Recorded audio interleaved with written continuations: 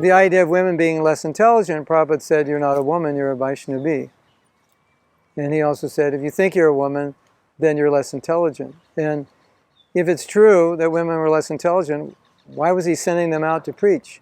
Why was he sending them out to distribute books? Because if that's the case, they wouldn't be qualified. And then in the letter, Prabhupada said, who's ever most qualified can lecture, whether a man or woman, it doesn't matter. Who's ever most qualified. So, you know, a lot of times when Prabhupada would give instructions or make statements about women or men, he was making generalized statements. Don't trust a politician, don't trust a woman. Does that mean we can't trust any Vaishnavi? That's not what he meant. Does that mean now everyone who runs for office you can't trust? Maybe a lot of them you can't trust. But if they're devotees, then this devotee is running for office. Does that mean we can't trust him? No, devotees are different. So a lot of statements Prabhupada made were made in general, you know, for the general populace. This is how it is generally.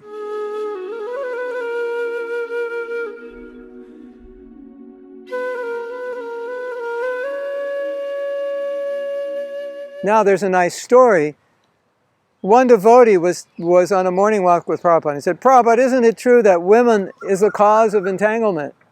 Woman is the cause of fall down. And Prabhupada didn't say anything. He wouldn't say anything. And the devotee kept pushing. Isn't woman the cause of entanglement, the cause of fall down? He wouldn't say anything. Finally, the devotee kept pushing. Prabhupada, aren't women the cause of fall down?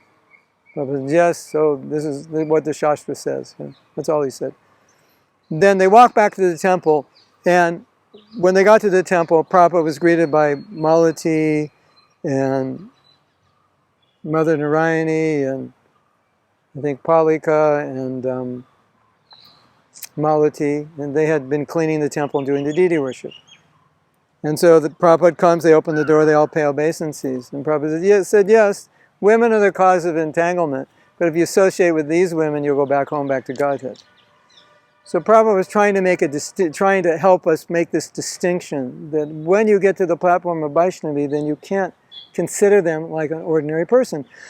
Just like you can't consider a man an ordinary man when he becomes a devotee. So I think we need to understand that. And one of the things, if you are convinced you're less intelligent because you're a woman, then I would agree with you, you are less intelligent. But if you're convinced that as a Vaishnavi, Krishna can inspire you and give you intelligence to do the right thing, make the right decisions,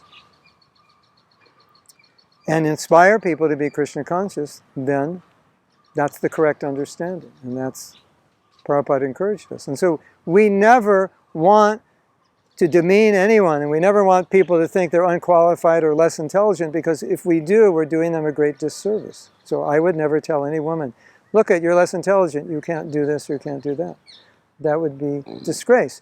Now, socially, you know, there's restrictions. So you might say, well, you know, can women be leaders? Maybe they can, but maybe it's inappropriate in certain situations that it wouldn't function well.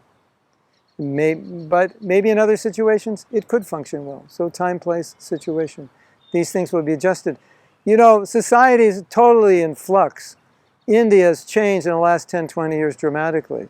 So what was once one way is different. Do you know that when Prabhupada came to America, he never had seen a woman drive a car in India? He thought that was amazing that women could drive cars. My disciple women, they drive cars, they're amazing. So now, is it amazing now in India to see a woman drive a car? No, it's just normal. But when Prabhupada came in '65, women didn't drive cars. That was amazing. So look at how culture is changing.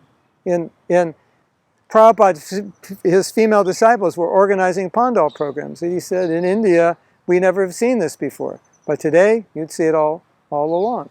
So things are adjusting, and Prabhupada was willing to adjust to the situation. So he let his females do that. And then Prabhupada was like poking fun at the Indians, because when he'd have the pandal program, Jamuna, you lead the kirtan. So not only are my American disciples pure Vaishnavas, but the women are also pure Vaishnavas, because Prabhupada knew. Now in India, you don't accept women like this. No, look at, she's going to lead the kirtan. She's going to give the talk. Prabhupada had women give talk when he had a whole list of sannyasis he could have asked. No, you give the talk. Why was he doing that?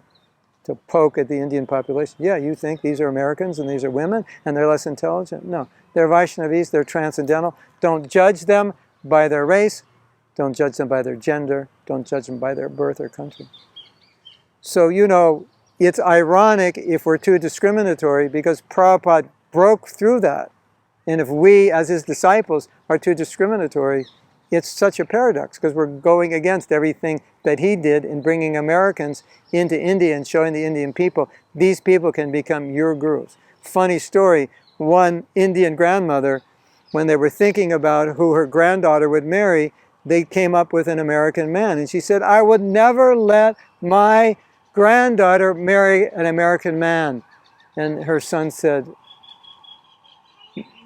Mother, who is your guru? And her guru was Radhanaswami, an American man. So it's just like, lights went off in her head. So that's the glory of Prabhupada, that he brings American gurus to India and the Indians accept them as their guru. So Prabhupada's breaking the rules, and that's our philosophy. It's not women, man, American, Indian. It's who is the pure Vaishnava. Hare Krishna.